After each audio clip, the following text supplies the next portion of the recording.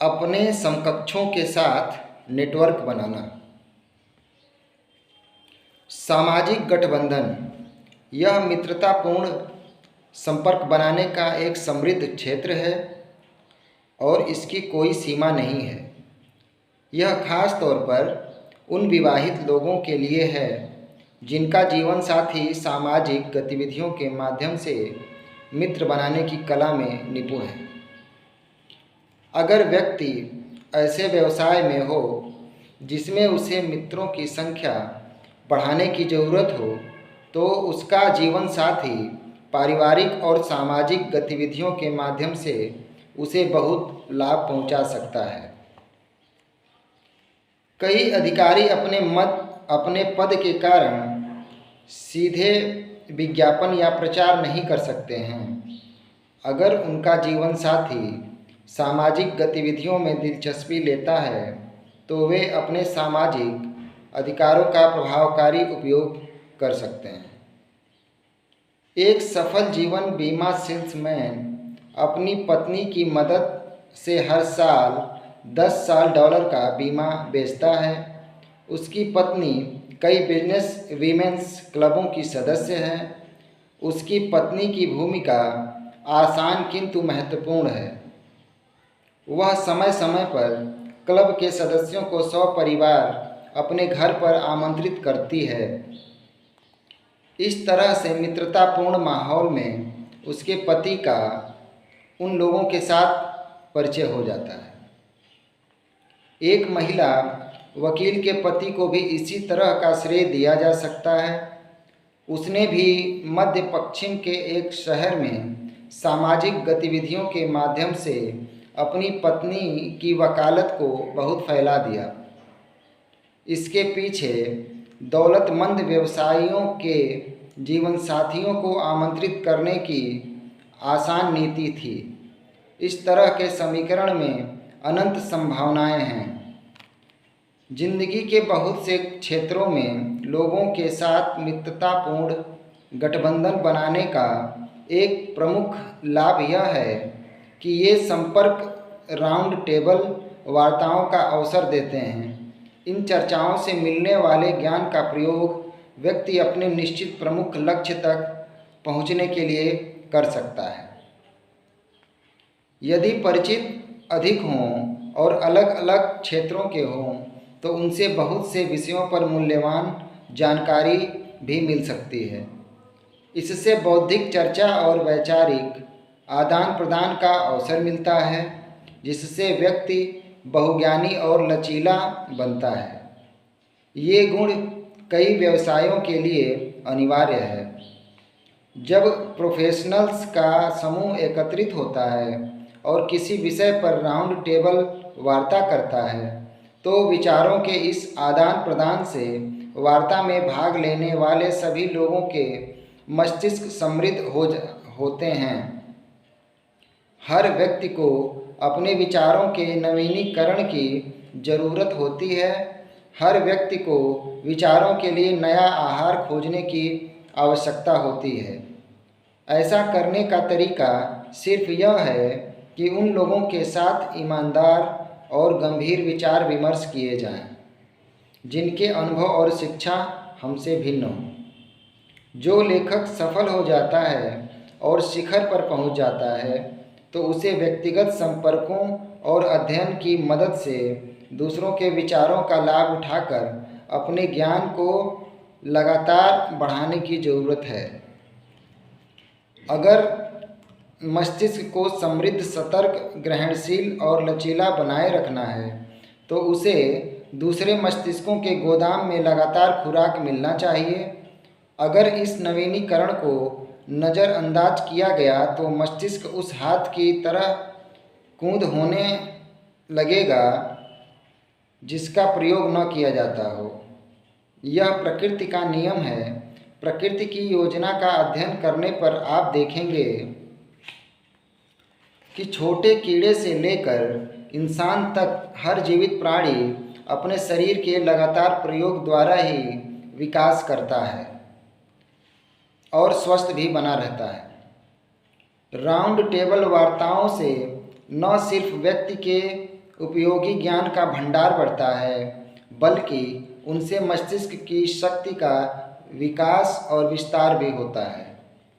जो व्यक्ति school college की पढ़ाई खत्म होते ही पढ़ना छोड़ देता है, वह कभी शिक्षित व्यक्ति नहीं बन पाएगा, भले ही उसने स्कूल में कितना ही ज्ञान हासिल क्यों न किया हो।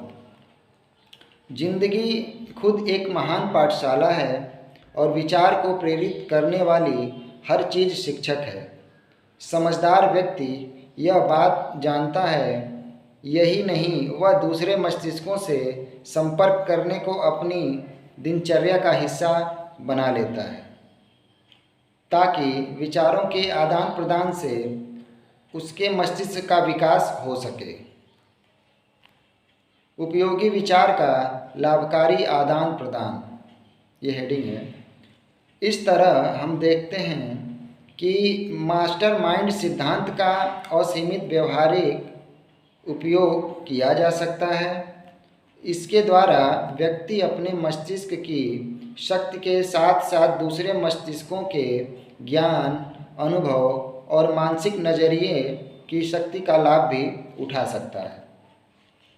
एक व्यक्ति ने इस विचार को बहुत अच्छी तरह व्यक्त किया था, अगर आप मुझे $1 दें और मैं भी आपको $1 दूं, तो हम दोनों के पास उतनी ही रकम होगी जितनी पहले थी।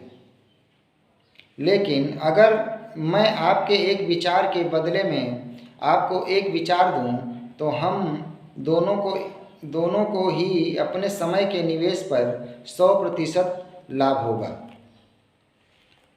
मानवीय संबंध का और कोई रूप उस संबंध जितना लाभकारी नहीं है जिसमें हम उपयोगी विचारों का आदान प्रदान करते हैं।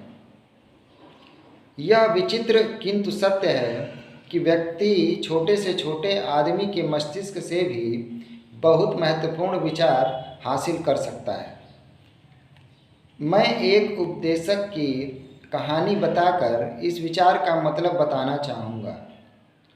इस उपदेशक ने अपने चर्च के अनपढ़ माली से एक ऐसा विचार पाया जिससे उसे अपने निश्चित प्रमुख लक्ष्य तक पहुँचने में मदद मिली। इस उपदेशक का नाम रसेल कानवेल था। जीवन में उनका प्रमुख लक्ष्य एक कॉलेज स्थापित करना था, जिसके लिए वे बहुत समय से कोशिश कर रहे थे। इसके लिए उन्हें $10 लाख से ज़्यादा रकम चाहिए थी, जो उन दिनों में बहुत बड़ी राशि हुआ करती थी। एक दिन रसेल कॉनवेल माली के साथ बात करने के लिए रुक गए, जो चर्च के लॉन को तराश रहा था। हल्की फुल्की चर्चा करने के बाद कॉनवेल ने सामान्य लहजे में टिप्पणी की कि चर्च की फेस के उस पार वाली घास उनके लॉन की घास से ज़्यादा हरी और अच्छी तरह तराशी हुई दिख रही थी। वे इस बात के माध्यम से बूढ़े माली को हल्की फटकार लगाना चाहते थे। बूढ़े माली ने मुस्कुराते हुए जवाब दिया, हाँ, वह घास ज़्यादा हरी दिखती है, लेकिन इसका कारण सिर्फ यह है कि हमें फेस के इस तरफ की घास दिखने की आदत पड़ चुकी है। इस वाक्य में कोई बहुत समझदारी की बात नहीं थी। यह माली के आलस को छुपाने के बहाने से ज़्यादा कुछ नहीं था, लेकिन इसने रसेल कानवेल के उपजाऊ मस्तिष्क में एक विचार का बीज बो दिया। सिर्फ एक छोटा सा बीज जो उन्हें अपनी बड़ी समस्या के समाधान की तरफ ले गया। उस छोटे से वाक्य से कानवेल के मन में एक भाषण का विचार पैदा हुआ। कानवेल ने यह भाषण तैयार किया और 4000 से ज़्यादा बार श्रोताओं के सामने दिया।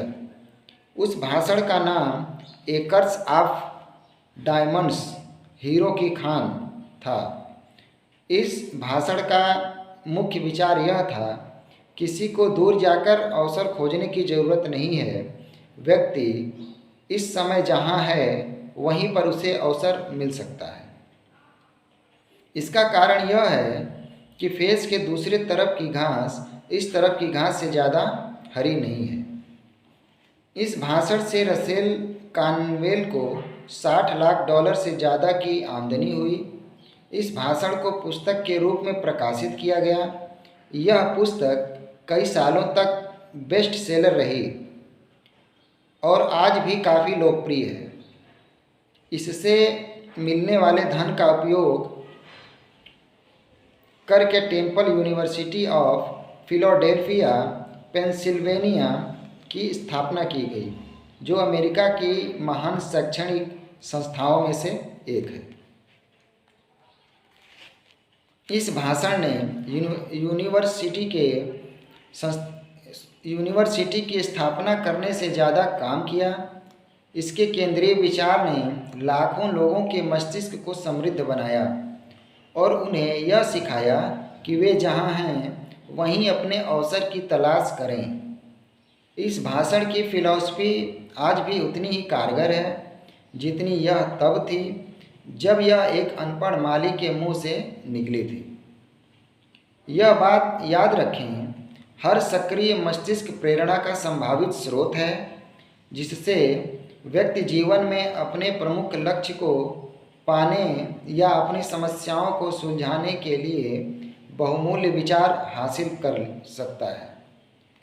कई बार महान विचार छोटे मस्तिष्क से भी मिल जाते हैं, लेकिन आमतौर पर वे सबसे करीबी लोगों के मस्तिष्कों से मिलते हैं, जहां मास्टरमाइंड संबंध सचेतन रूप से बनाए जाते हैं और कायम रखे जाते हैं।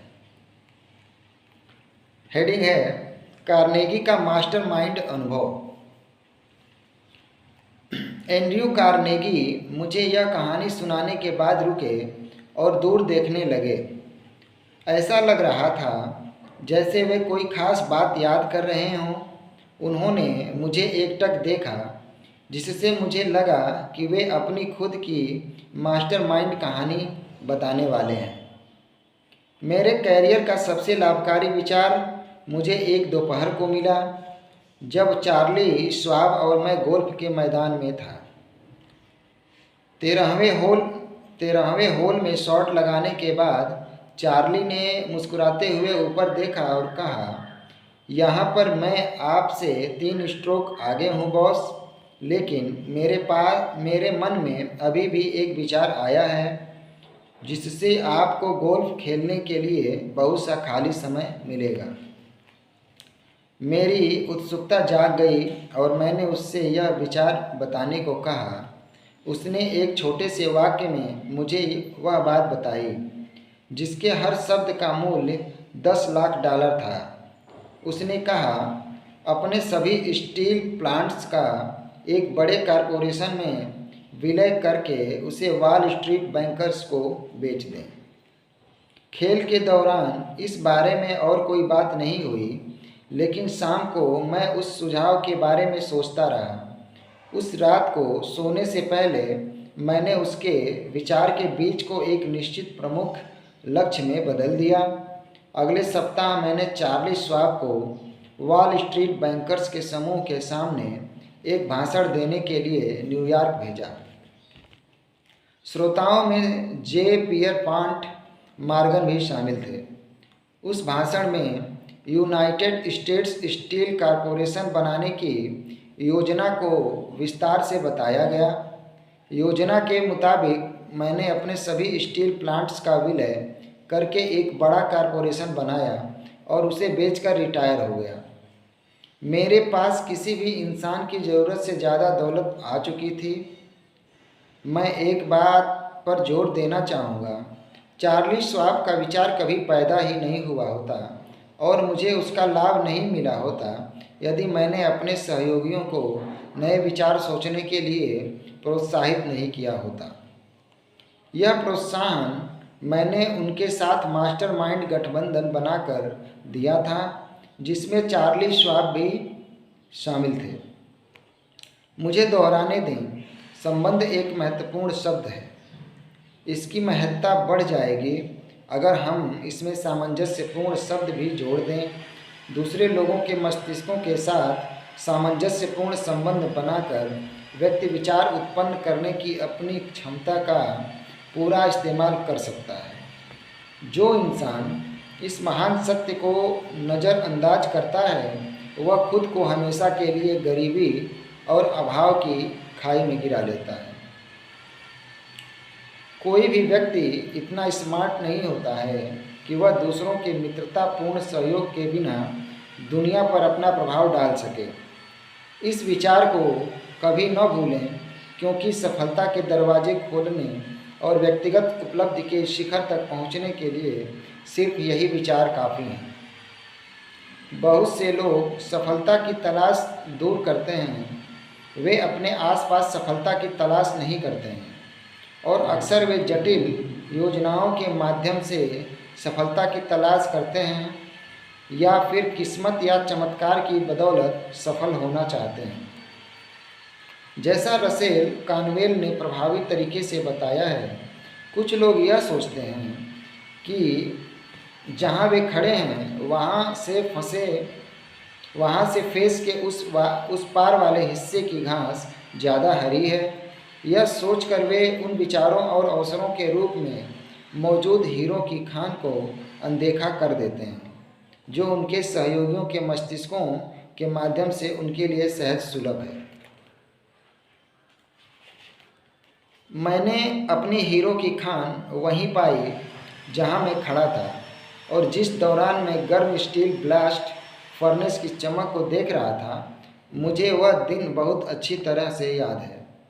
जब मेरे मन में यह विचार आया कि मैं किसी दूसरे की हीरो की खान में कर्मचारी के रूप में काम करने के बजाय स्वयं की स्टील कंपनी स्थापित करूं। पहले तो यह विचार बहुत निश्चित नहीं था। यह निश्चित लक्ष्य नहीं, सिर्फ इच्छा थी। लेकिन मैं इसे अपने मस्तिष्क में बार बार दोहराता रहा और इसी बारे में सोचता रहा, और एक दिन ऐसा आया जब मुझे इस विचार को प्रेरित करने की ज़रूरत नहीं रही। अब वह विचार मुझे प्रेरित करने लगा था। उस दिन मैंने गंभीरता से अपनी खुद की हीरो की खान में काम करना शुरू किया, और मैं यह देखकर हैरान रह गया कि निश्चित प्रमुख लक्ष्य अपने भौतिक समतुल्य में बदलने का रास्ता कितनी जल्दी खोज लेता है। सबसे महत्वपूर्ण बात यह जानना है कि व्यक्ति क्या चाहता है। अगली महत्वपूर्ण बात हीरो की खुदाई शुरू करना है।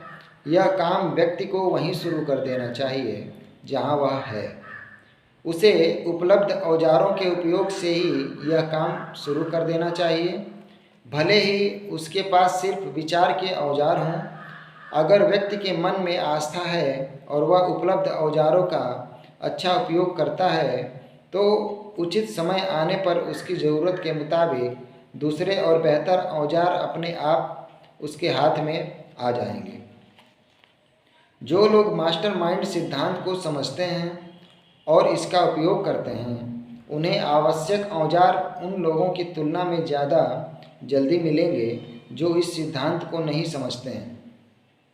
हर मस्तिष्क को दूसरे मस्तिष्कों के मित्रतापूर्ण संपर्क की ज़रूरत होती है ताकि उसे विस्तार और विकास के लिए पोषण मिल सके।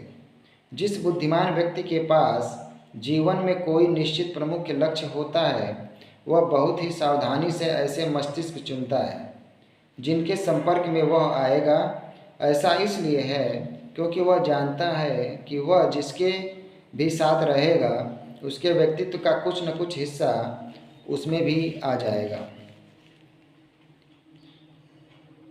उस व्यक्ति के सफल होने की संभावना ज़्यादा नहीं है जो अपने से ज़्यादा ज्ञानी लोगों के साथ रहने की आदत नहीं डालता है।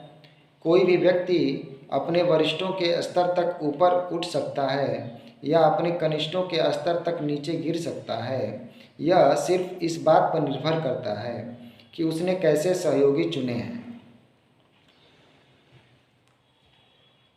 अंत में मैं एक और विचार बताना चाहूँगा। तनख्वाह के लिए काम करने वाले हर प्रोफेशनल को इसे पहचानना चाहिए और इसका सम्मान करना चाहिए। विचार यह है कि हर नौकरी ज़्यादा ऊंचे पद की शिक्षा होती है और ऐसा ही होना चाहिए। हर प्रोफेशनल व्यक्ति को 2 महत्वपूर्ण पारिश्रमिक मिलते हैं। पहला पारिश्रमिक तो तनख्वाह है और दूसरा है उस काम से हासिल अनुभव। ज़्यादा मामलों में अनुभव तनख्वाह से ज़्यादा मूल्यवान होता है। अनुभव के रूप में व्यक्ति को जो अतिरिक्त या अप्रत्यक्ष आमदनी मिलती है वह काफ़ी हद तक उसके मानसिक नज़रिए पर निर्भर करती है। यह इस बात पर निर्भर करती है कि वह अपने सहकर्मियों के साथ कैसे संबंध बनाता है, अपने वरिष्ठों के साथ भी और अपने कनिष्ठों के साथ भी।